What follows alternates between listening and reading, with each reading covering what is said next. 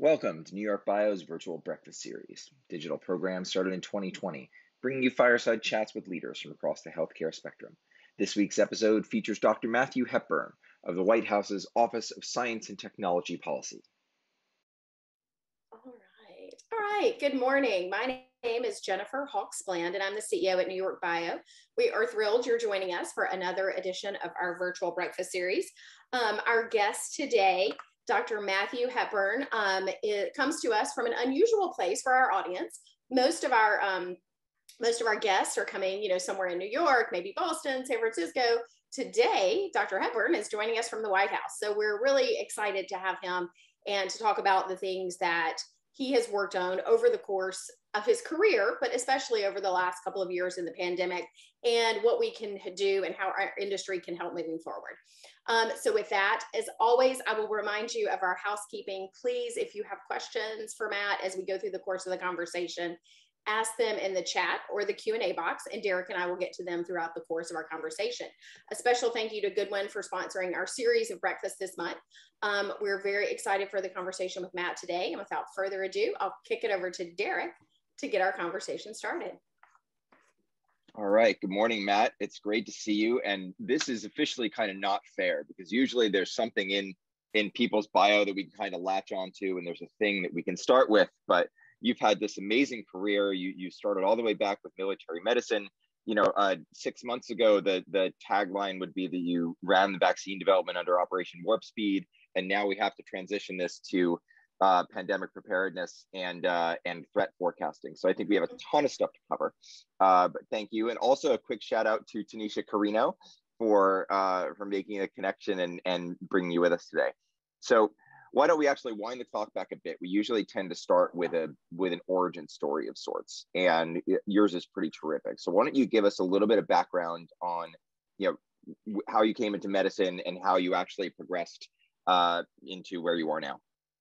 Yeah, absolutely. And good morning to everyone. I really love this format. So I'm happy to come back anytime. I think it's sort of everybody gets their coffee and, it's like having breakfast, and it's really casual and fun and back and forth and usually pretty caffeinated. It's a good time of day to give me. And I will say I do have my Operation Warp Speed mug going too. So had to bring that to today's event. And yes, a special thank you to Tanisha Carino if she is watching, because she's a good friend and has been a consultant for us over on our team here at the Office of Science and Technology Policy, and just been delightful. And also a shout out to my wife, Janice, who is watching today. And so the origin story, obviously, all things are better with a better half. And she has supported me through literally decades. The origin story there is we actually met as freshmen in college, dated sophomore in college, and got married after medical school. So we've been together a few decades. And so you're going to give away your age if you tell exactly. Me. And her. A couple of decades. Yes. It's not me, I don't care, but exactly. For my wife, right? So we didn't give away the age there, but she has supported, and it's a good thing to shout out to military spouses and military families as well, because she was that rock that kind of held us together through deployments and moves and being on the road a lot and those types of things. So much appreciation to her and to all the military families, those that support them. It is worth a little bit of extra effort, when you're thinking about hiring and recruiting and having those types of conversations, or even people in your community, because it's a sacrifice for the entire family to serve our nation. So, and that's the origin story. Just the brief version of this is that my dad did Navy ROTC actually, and was a nuke engineer in the early days of the nuclear Navy after the Second World War. And my mom was a nurse. My dad got out of the Navy. They met in San Diego, and my origin story really derives from that, sort of this idea of service to our nation was imbued in me. I mean, that's kind of who I am, and that's what we do. And I think compounding that, or sort of connecting that with the opportunity to serve in the healthcare field, with my mom being a nurse and sort of, I had said, I wanted to be a military doctor. I had this choice after high school of Army or Navy. Dad was in the Navy. I got super seasick and I'm like, I'm not doing that. We'll go with the Army. It's sort of your life trajectory. It's kind of true. I mean, it's mostly true. There was also the recruiter said, if you go in the Navy, you can't go right to med school, but if you go in the Army, you can go right to med school. And the recruiters that wasn't accurate, but it was actually what sort of shaped my path. And the other part is that when we were, I grew up in Ann Arbor, Michigan, actually. And so for those from the Midwest, that you get in a van and you go on spring break down to Florida. And so that fateful trip, we stopped halfway in Durham, North Carolina, and I visited Duke.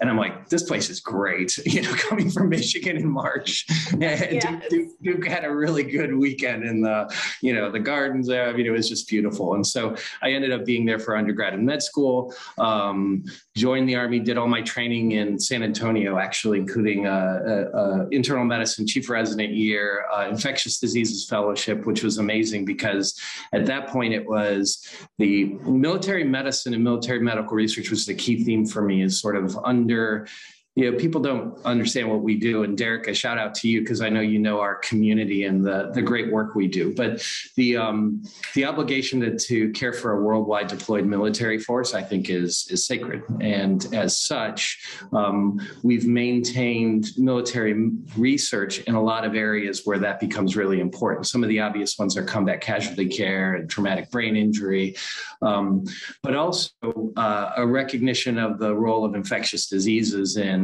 military operations and really affecting our people. So again, obligated to protect them with vaccines and diagnostics and in what some people call tropical medicine.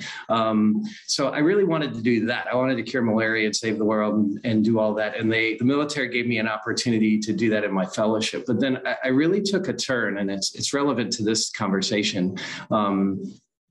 After 9/11, and really for me, though, it was the anthrax letters after that. And there was this call to say, we're going to have a Manhattan Project. I've heard of many of these, right? But this was the Manhattan Project against anthrax and smallpox and all of those biothreats. And that fundamentally appealed to me greatly. So my career took a trajectory along kind of biodefense and national security in doing different research and vaccine immunology. I spent a lot of time in the republics of the former Soviet Union. We had this wonderful program where we engaged former weapon scientists in these republics in places like Georgia and Azerbaijan, and said, you were doing those things. Can you pivot to public health and do influenza surveillance and help us evaluate next generation diagnostic tests against infectious diseases that are relevant to your population? So that pivot to public health, some of the most rewarding work I've done in my career. From there, we could spend an hour on that. Like, we could spend an hour. Oh, it was great. Tell us how you took the weapons engineers and turned them into public health advocates. Well, but I think the system was they had these people who were world-class experts in microbiology, and they were experts at laboratory diagnostics. They were great at infection control because they had to be in biosafety, and so they were really smart, and they had been working on bad infectious diseases. So it's not that much of a pivot to say, well, why don't you turn your surveillance systems to influenza? And why don't you turn your capability to evaluate next generation diagnostics platforms against respiratory infections? And those are the people that, the reward of that is that those are the people that really helped their countries respond to the COVID-19 pandemic, because they had been working now on public health based on the investments from this program. So I loved it, but it was great. And again, it was teaching them how to do clinical research. We stood up an IRB in Azerbaijan, or an ethics committee, institutional review board. And that was, we made them go all the way through federal-wide assurance and all the certifications and all this other stuff so that they could do US and international clinical research. So it was amazing stuff. It wasn't, but it's not about me, but the Department of Defense, and frankly, our nation does this all the time. We partnered, Department of Defense never does this stuff alone. It's always with the CDC. It's always with the embassy in that country. It's with USAID. It's part of our larger global health mission. But I think we do great work. And I think that those things are foundations that helped global response, and really is the lesson of we have to keep building that foundation to prepare for the next pandemic as well. From there, was in Iraq for 9 months as a chief medical officer of a hospital there. From there, I actually was over here at the White House. I was recruited into the National Security Council after the H1N1 pandemic, saying, what did we learn from the H1N1 pandemic, and what do we do differently? And obviously, the message is kind of unfinished business. Of course, there were things that we started then and really emphasized then that paid off in spades for our current pandemic response. But there's also this hollow feeling in me and a lot of other people, like, I really wish we had done more. Why didn't we do more after the H1N1 pandemic is probably a complex answer, but one of the simple answers, first, there's the psychology of we went through it and we don't want to deal with it anymore that we're obviously seeing now. But it was really budget. If you remember, after H1N1, we went through a period in the federal government with sequestration and everything was getting cut, and it was just a massive food fight for competing priorities. And it's a hard question. This is not we shouldn't take this idea lightly of why don't we just spend all this money on pandemics for the future pandemics and everything else? Because we have other priorities. We have massive challenges in our society that we need to address. Right. So, the federal government can't just focus on pandemics and not address other huge challenges of climate change and the economy and the income gaps and all the things that are sort of priorities. They should be priorities. They're really important, but we have to figure out how we also prioritize the innovation and the foundation so that we're ready not only for the future pandemics, but also COVID variants. So had a chance to that problem at a policy level for 2.5 years, and then got a tap on the shoulder from a very good friend of mine, and he said, "Policy's great. How about getting some stuff done?" And so I was recruited over to DARPA, where I had a chance to manage a bunch of investments in pandemic preparedness and innovation for infectious diseases, and that for 6 years. Retired from the military, ended up staying in the Department of Defense. There was a moment. A lot of people are like, "Well, you've been in the Army your whole life, right?" So I was ROTC in college, right? I mean, I was in the Army my whole life, and they said, "Okay, you want to do something different?" I was like, "Oh, I don't know. It's a little scary." So I stayed in as a Department of Defense civilian. I mean, I'm joking, but seriously, what I had the opportunity after DARPA to work more on the advanced development and rapid response product development in antibodies and vaccines. So it was DARPA, we were funding early discovery antibody programs, and this was then how do we get to, your audience knows well, this is how do we get to scale manufacturing clinical trials and sort of de-risk it through licensure, but with a spirit of rapid response throughout the whole process. So, I mean, I was in the right place at the right time, when the pandemic started in early 2020, and I was working on the DoD side for us to get our rapid antibody and discovery vaccine efforts going, which it's pretty amazing work. I'm happy to sort of recap that for this audience, because I think most people don't realize that the DoD did some really good things in the early days that really helped out the cause. But then I went from there to Warp Speed, because Warp Speed is, as you know, was a Department of Defense and HHS collaboration, which was an incredibly unique. Really glad we did it. Got the best of both worlds in terms of technical expertise at HHS and get things done, operational planning and execution from Department of Defense. One of the best decisions during this pandemic was appointing a 4-star general, General Gus Perna, who was in charge of Army Material Command. Was, so in charge of one of the biggest ongoing logistics operations in the world, and had a whole infrastructure and experience that knew how to do that. So him and his team made a huge difference. I mean, that was one of the, I think some people know that, but it's really worth saying for these audience, for these sessions that, there's something really special about military operational planning and logistics. And that's why we're successful. I was in a neat spot because I'd been working vaccines and I had previous experience with working with Health and Human Services in previous roles, like very closely. But I was also obviously still an Army guy, even though I had retired. I was a Department of Defense civilian. So I could be a bit of a translator between the two worlds because there were two very different cultures that ended up being synergistic. But make no mistake, those were and are different cultures. So did that through September 2021 and was recruited now to my current White House position, which is at the Office of Science and Technology Policy, or OSTP. And my mission here is future pandemics. And so I'm happy to spend most of my time on the future or the past, or we can go wherever you like, but that's the brief version.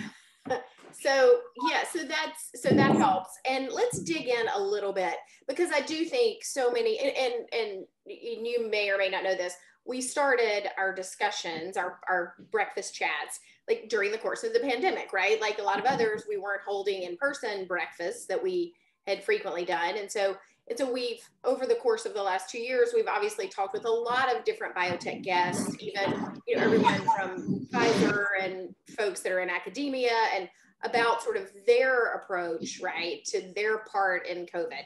So let's wind back a little before we talk about OSTP and future to talk about Operation Warp Speed. And I think it was really interesting that you talked about being a translator, because I have to assume, and I'm guessing here, that the urgency was so great and it was an all hands on deck sort of call for help to organize. Talk to us about sort of how that worked and what our takeaway should be from that effort going forward. Yeah. So I maybe start with the end, which is what's our takeaway? Our takeaway is anything is possible. I mean, that's it's a message of hope and possibility, but it's not Pollyanna. I mean, it's like we got to figure out the how. But for this audience, I mean, there is no reason that with the urgency of the health challenges that you're addressing, that it can't be done. That, in other words, safe, effective therapy or prevention at scale developed in 1 to 2 years. Like, one, my favorite part was actually the team, but the second favorite part was this idea that never again, right? Never again can someone say, well, you can't develop a vaccine in a year. It's impossible, can't be done, or you can't develop a therapeutic, or we have, against an incurable disease for which we have no therapy. Well, it can't be developed in a year, can't be developed in 5 years. It's impossible. We have to do whatever. Any of those reasons, I just think are limits of our imagination, because we did it. So the how is complex, and how do you reproduce it? And that's hard. That's my job now, is to figure out how do we make the Warp Speed experience a new normal. It's really hard to do because of exactly what you said, Jennifer. It's this idea of, well, we had everybody's attention, we had resources, we had collaboration from all aspects of the private sector, not just the vaccine companies, but the distribution companies and the storage companies and the transportation, and we had all of that. We had everybody willing to say, how can we help?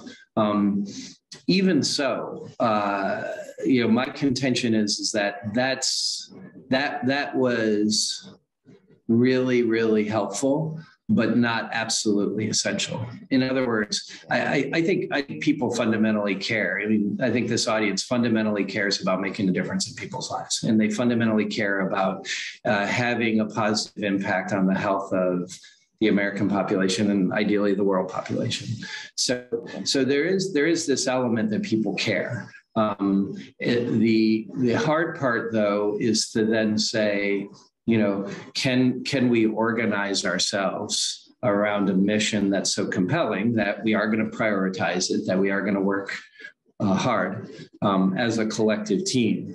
But organizing is that we really have all aspects of that team performing at their top game, whatever the basketball analogy is, or maybe it's a rowing analogy. I don't know what there's good sports analogies with the idea that a couple players don't win the game, and that you really need a team effort. And the advantage that we had was we had superstars at every position, if that makes sense, which included we had the finance and the resources. Most people don't know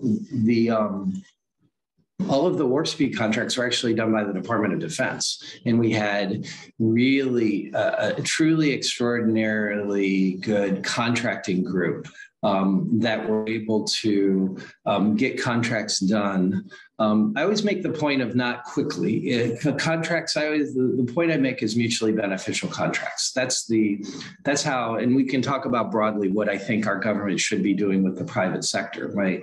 If I'm going to hit one huge theme, it's like how our job as a government is to be value added, to really kind of nurture, facilitate, whatever the word is, for the amazing private sector innovation that occurs. And that's what this audience does. And I applaud that and I respect it. And I think, how do we do that? One of the ways we do that is we negotiate contracts that are mutually beneficial. Not that, it's not a private sector company fleecing the government. It's not the government putting all these, restrictions of reporting and all this other stuff that are totally unnecessary that really prevent the private sector innovation from occurring. It's a mutually beneficial relationship. So my point is, we had superstars. We had Michael Jordan of contracting. But we had superstars at every position. I can go on details. Go ahead, Derek.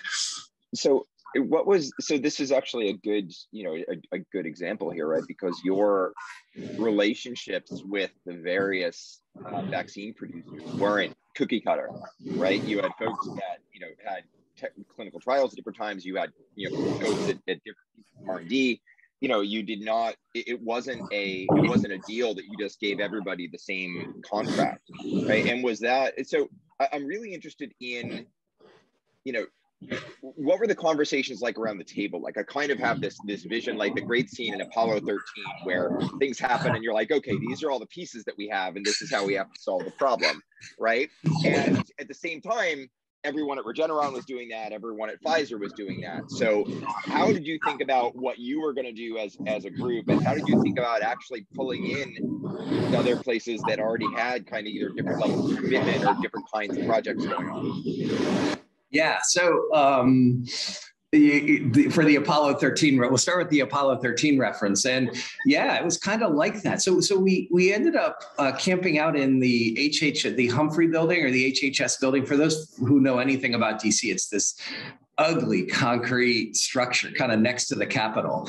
And there was really no one else going into work. So, but we had a very significant team from HHS, and even more so of active duty Army. So there's people in Army uniforms, walking around all day. And that's exactly what we did. We met in conference rooms and we solved problems, and we had this amazing synergistic relationship between the technical expertise. We had tremendous leadership from the NIH team. We brought the NIH team in. We had the HHS BARDA team, which does the advanced development, incredible heroes, superstars there. They formed a really nice team. We had CDC coming in for the distribution, and then they were sitting side by side with the Army people. And Monsef Salawi, again, with his pharmaceutical executive experience, was indispensable there. So you sort of, so it was kind of not exactly like, we didn't have stuff on the table. We didn't have like needles and syringes and stuff on the table necessarily, but it was, it was, that's right. We came together and we solved problems. That's exactly right. And contracting was part of it. Derek, you hit the nail on the head in terms of what a future pandemic theme, how do a pandemic innovation, and it's the idea of the relationship. That's the absolute right word. It's the relationship between the United States government and the private sector that really should be fit for purpose. And what I mean by fit for purpose is exactly like you said, that the relationship with one vaccine company could be very different than another.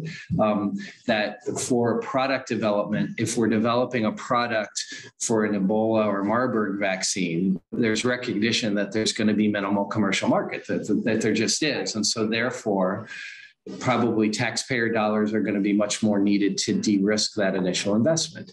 If there is substantial commercial opportunity and the government can sort of nudge towards a sort of a public good or a public benefit, that could be a small investment by the government, but that may be just enough to get us there. And so then the question is, are we a one-trick pony where we just do a contract with a company, or do we have a lot of other tools in our toolbox where we can enable that?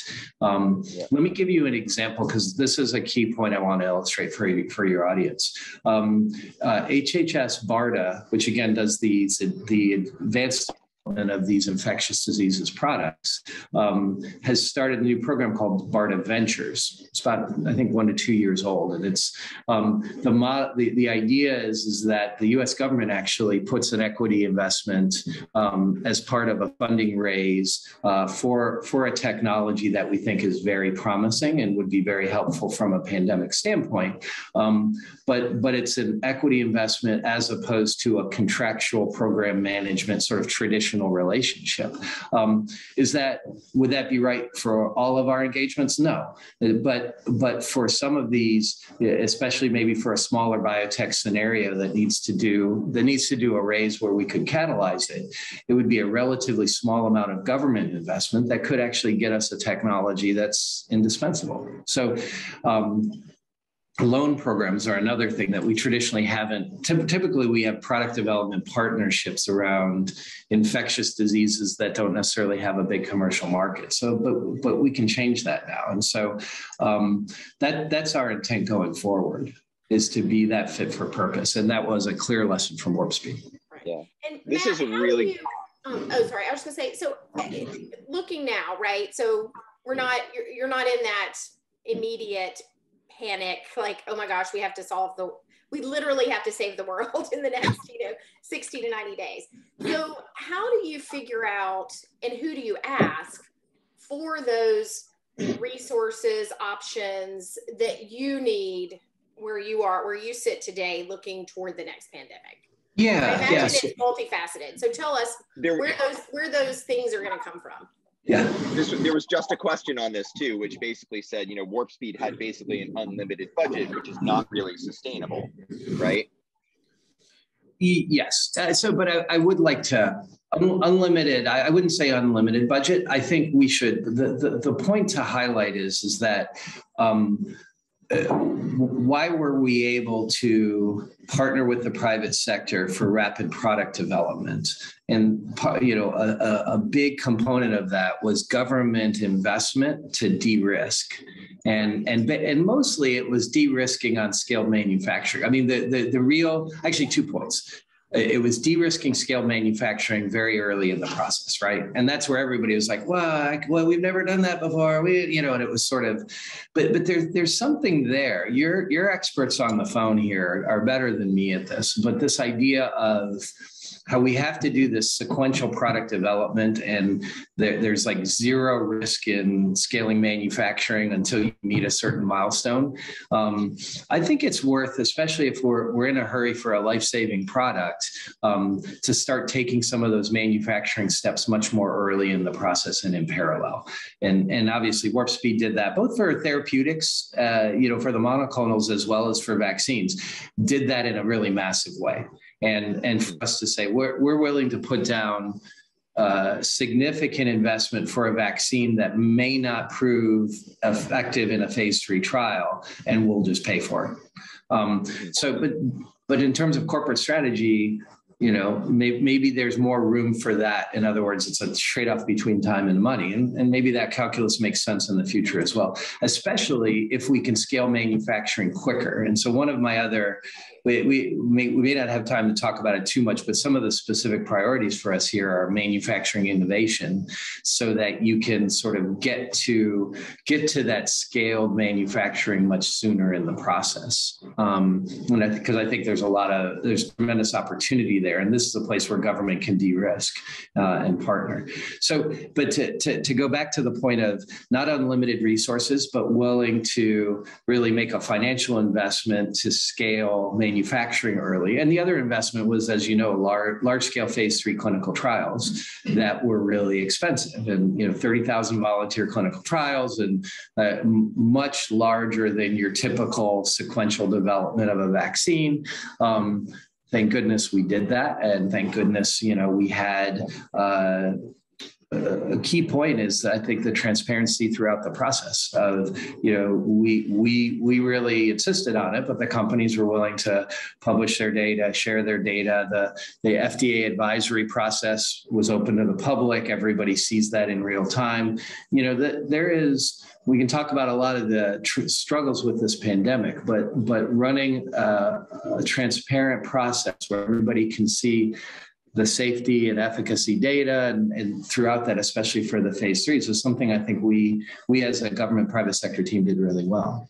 But how your question is, so what do we do now in where we may not be able to have that government, we may not be able to have as much government resources to sort of de-risk these acceleration processes.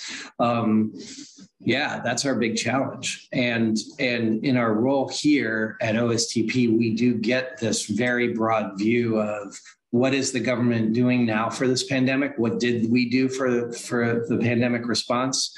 And then what should we do going forward? And I go back to the answer to the financial question is it's extremely challenging, right? So it goes back to my original point, which is competing priorities. And those we can't be dismissive, right? We can't say, oh, pandemics are important and all this other stuff doesn't matter. That's not the case. We do have competing priorities that we need to. They need resources too. So what we have to do then is say, there's a certain amount of resources that what's most important, like anything else, you prioritize what's most important, make sure those efforts are resourced, and then be able to stretch those resources as far as they can go. I say this all the time. I'll say this to this audience too, is that, a US taxpayer dollar should not go to something that the private sector is going to do anyway, independent of the US government investment, right? And, it's not a good thing. We all pay taxes, and those, we see ourselves as stewards of every single dollar that's there. So what we have to do is figure out if the private sector is going to do something anyway, or is going to do something with a little bit of a nudge or a de-risking, then let the private sector solve that problem. There are certain things, though, that we absolutely have to have government investment. And for those things that absolutely require government investment, we prioritize those. But again, that's why I made the point previous on fit for purpose. So government investment is only so much as we need. And then let the private sector do the great work that the private sector does. And then if philanthropy and other nations as partners want to work with us, then even better. Then our US government dollar goes farther because of international partners and because of philanthropy. So the goal is to leverage all of that. A final point I want to make in terms of our role here at OSTP, and turn it over to the next question, is that I think of pandemic, if you look at our pandemic response wasn't just microbiologists and immunologists making great vaccines. So there's incredible foundational research that we need to continue. And I love that stuff. I got a chance to see the best of that when I was at DARPA.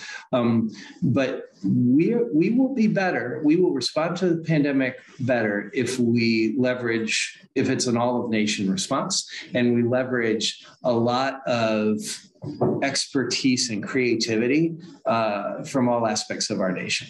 So let me give you a couple quick examples. So we clearly need to figure out and do a better job of how we as a society and a nation kind of communicate and talk to each other about health behaviors. And I say health behaviors as a broad thing, not just COVID response behaviors, but more broadly, how we maintain a healthy population and how we communicate about that.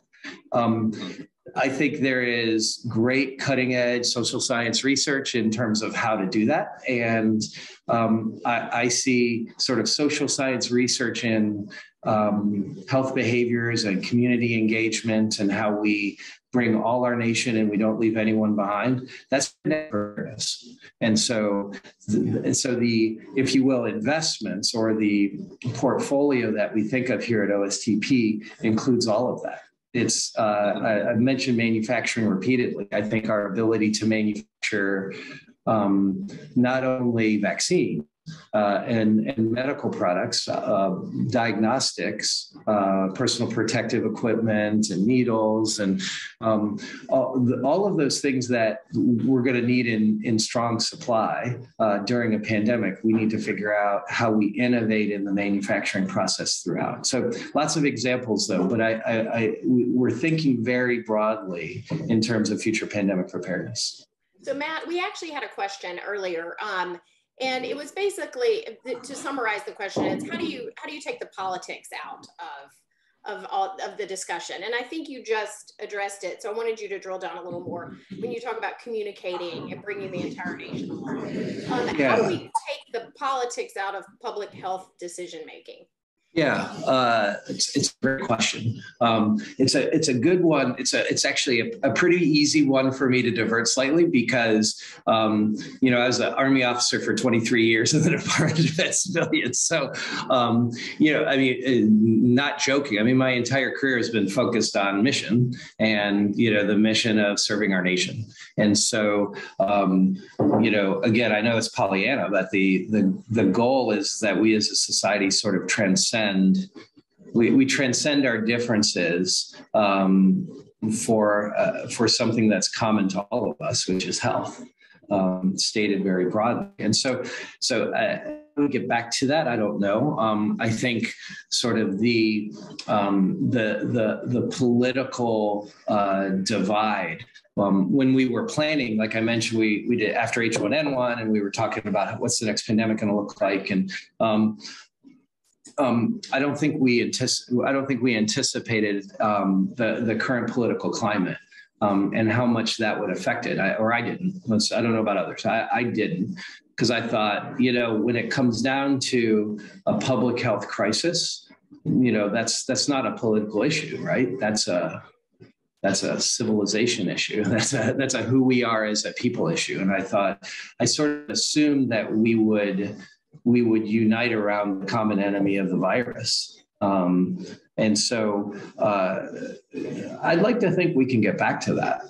And I'd like to think that, again, in my Army language, that the mission sort of transcends the politics. But I do think, I will kind of say, though, I think this idea of we're really building into this idea of engaging people kind of where they are in everything we do. And let me give it, that's not a cliche. And let me give you some examples of that. So the phrase we use a lot is equity. And for me, though, equity to me means that we don't leave anyone behind.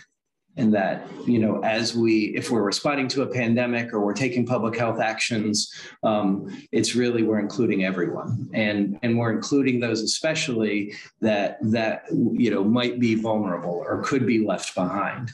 And that as a theme for us is top of the list. And, we have a new director, Alondra Nelson. It's top of her list, and it's top of my list too. And it's top of my list because it's the right thing to do.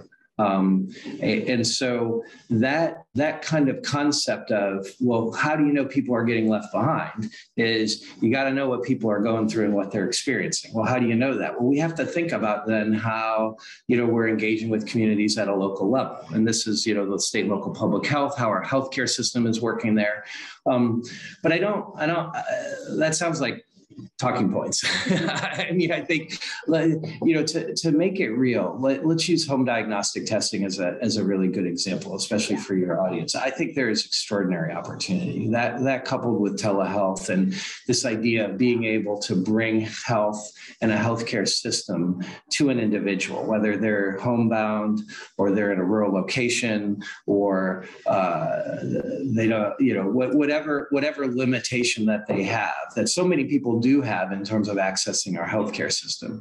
I think there's opportunity to transform. And in my mind, that's pandemic preparedness, because that's where we're going to need that for the next pandemic response too.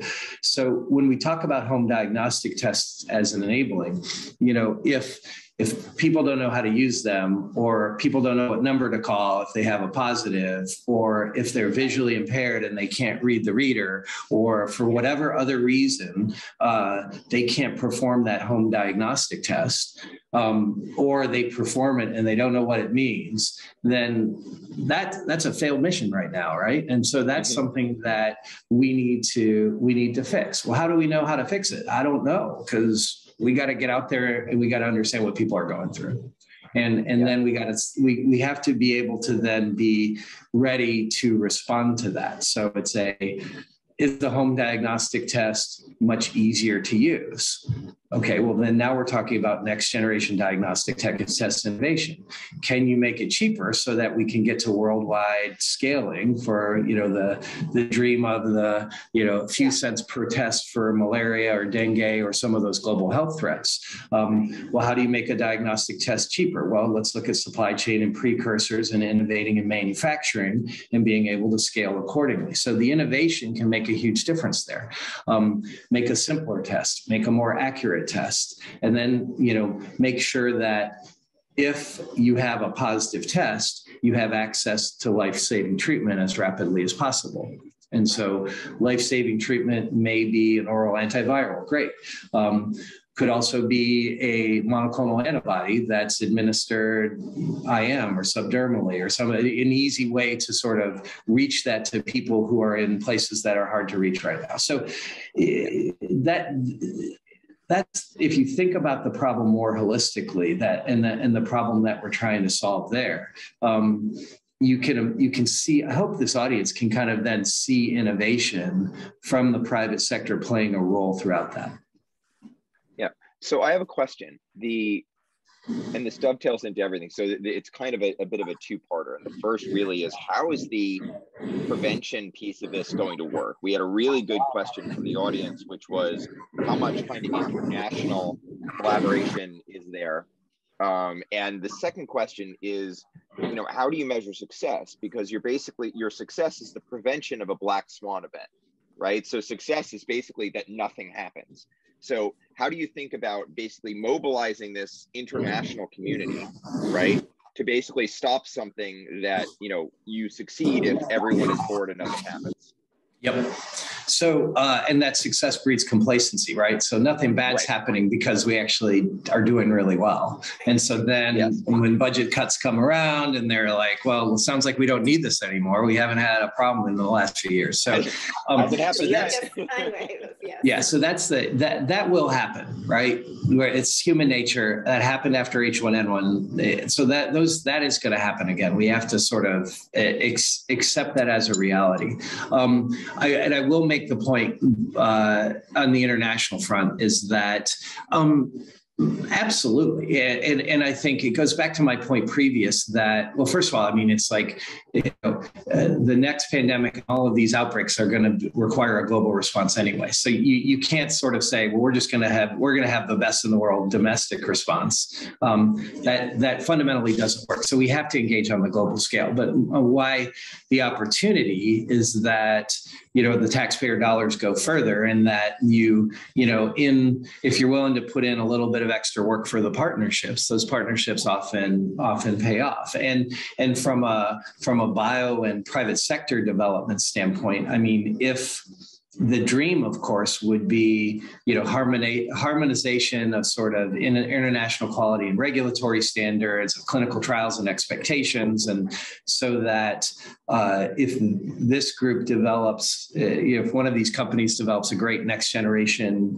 pan-COVID vaccine, or, makes some really great innovation in scaling, lateral flow assay home diagnostics, they have a world market, and that world market is relatively easy to access because of harmonization and all that other stuff. That's a pipe dream right now, right? I was just about to say, and how far are we from that, Matt? Right. So hugely important. I don't know how to fix that in a day, but I mean, the point is we work towards that. And I think FDA does, there's heroes at the FDA that have been working that problem for years and continue to do so. And so this is why it's, the FDA has done a lot of things really well. And this is one of the things that they provide a lot of leadership for this international harmonization approach. But agree with you internationally, but how do we address the cycle and sort of the complacency? So the imperfect solution that I'm going to propose to you is being able to pivot back and forth between sort of thinking about, okay, what do we really need to do super well for pandemic response? And then can we incentivize those types of things at steady state to solve health problems? And some of those problems can be global health problems, and some of those problems can be cancers where there is maybe great commercial opportunity. But for example, an example I just talked about, the idea of home diagnostic tests, or the idea of bringing healthcare to the patient with sensors and monitors and those types of things. I mean, there's an entire industry popping up around it. You guys know better than I do. In my mind, that's pandemic preparedness. And so those things we should foster and encourage. I would love on a global health scale if we say, let's do vaccines and therapeutics against global health threats, and such as malaria or tuberculosis, and really work on scaling vaccines for those, or work on worldwide vaccine distribution campaigns for life-saving vaccines like hepatitis B and HPV and other things like that. That's practicing worldwide vaccine distribution, where we as a global community clearly need to practice much better. Now, can we, in that space, innovate so that vaccine distribution becomes much easier with thermostable preparations of vaccine with, microneedle patches and things like that. We feature that innovation as we've talked about this publicly.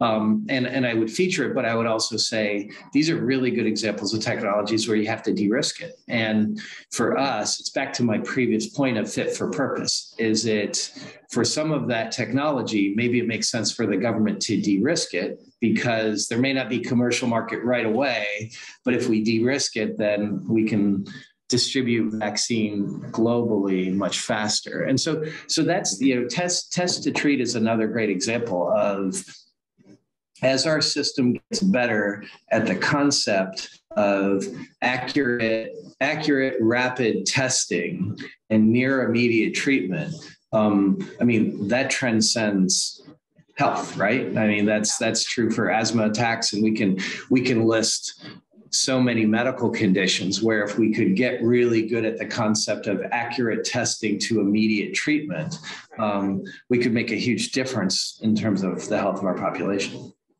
Yeah.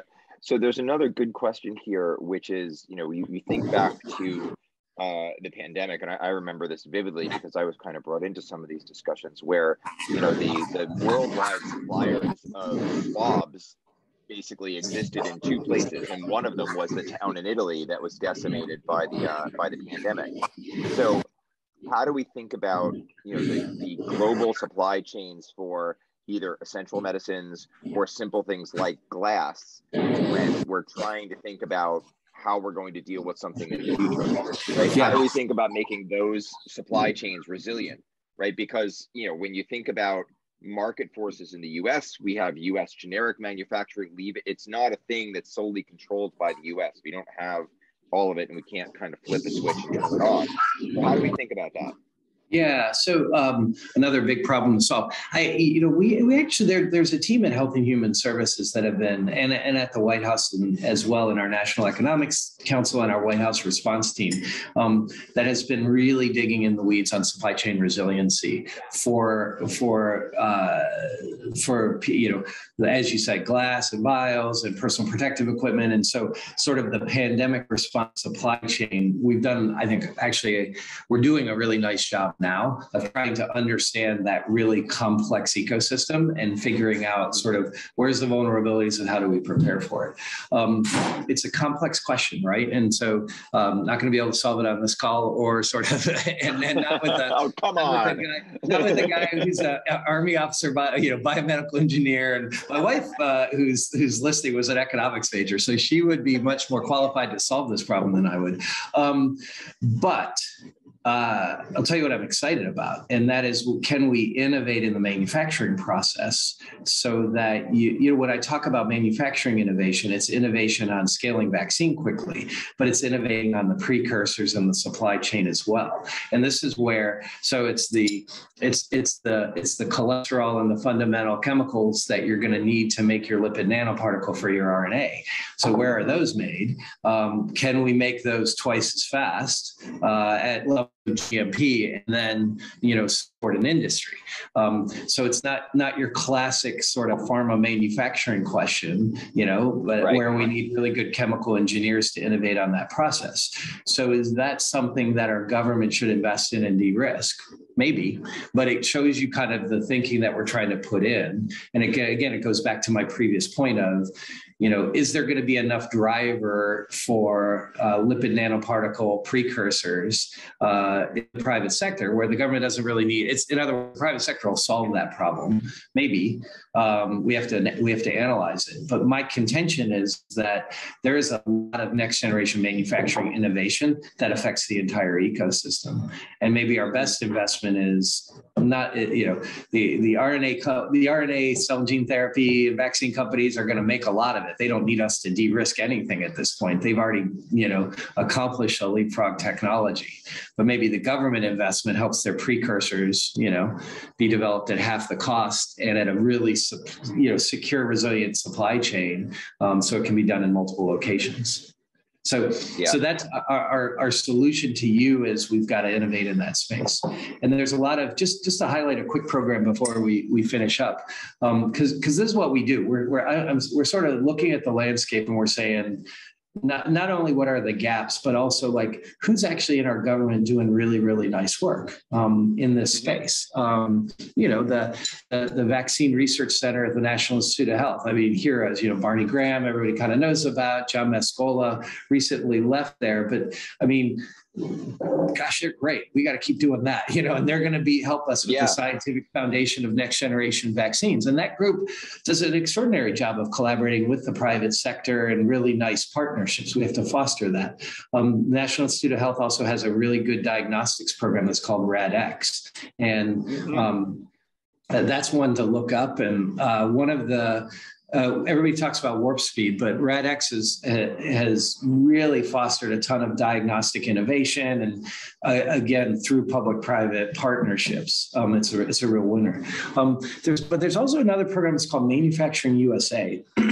It started in the Obama administration. It was the idea of setting up manufacturing institutes that would help in the pre-competitive space across a number of industries. In biopharma, it's called the Nimble Consortium, and it's run out of University of Delaware. It feeds into NIST, which is Standards and Technologies and Department of Commerce. They did a lot of really nice work during the pandemic, and so my point of highlighting and investing there, that seems like a really good place where government can try next generation innovation, de-risk it. And then you're like, well, how does it get adopted? Well, we have to work hard there. And we have to make, again, how much de-risking before the private sector picks it up and runs with it, fit for purpose, right?